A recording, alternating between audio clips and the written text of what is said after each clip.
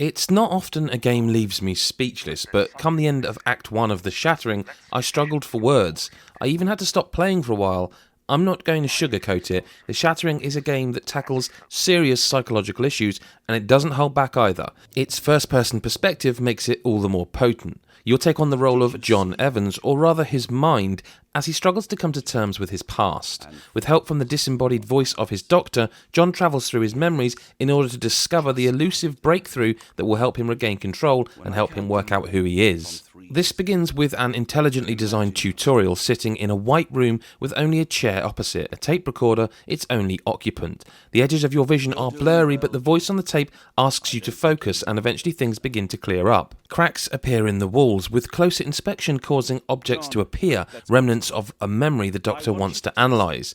Through interacting with these objects, usually without complication, a doorway is gradually revealed and you're free to enter the first memory.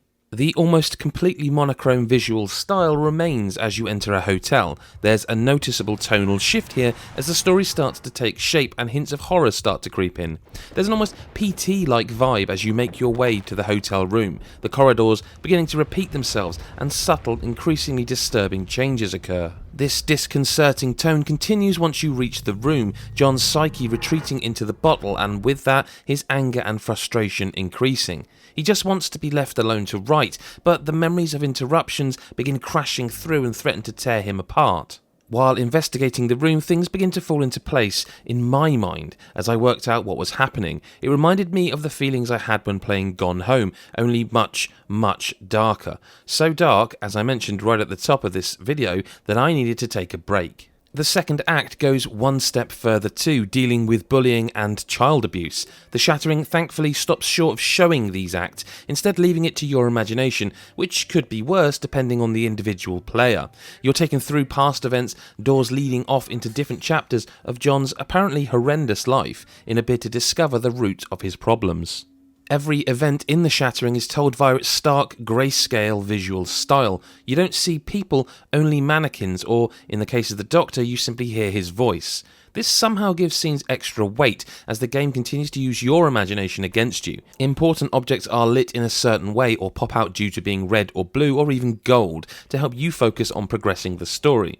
Sometimes they're a little obtuse, or hidden by some design flaws, but usually you'll find yourself being pointed in the right direction. There isn't an awful lot of actual game here, however, in inverted commas. The Shattering is more of an interactive storybook as you wander through each of John's memories, special items offering a vaguely animated scene or the voice of someone important.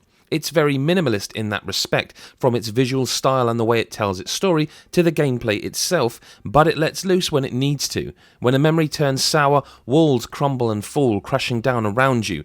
Now and again this causes the frame rate to slow a little, which can be quite jarring compared to the 60 FPS throughout the rest of the game. And The Shattering won't be for everyone, in much the same way that most wander games or walking simulators only appeal to a specific audience, and it tackles some pretty dark subjects. While the word fun would never work here, I was impressed by how the game told its story without explicit detail. It's a tough story, and one that you won't necessarily enjoy, at least in the literal sense of the word, but The Shattering is an experience that will stay with you. Thank you for choosing Diaz. Hi, Adam from godisageek.com here. Thank you so much for listening to me read out Gary's review of The Shattering. We hope you enjoyed it.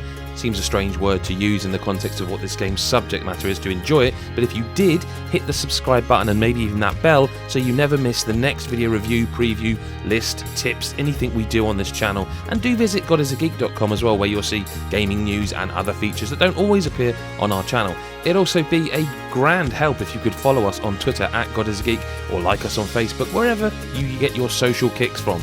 Thanks so much for watching, and we'll see you in the next video. Bye for now.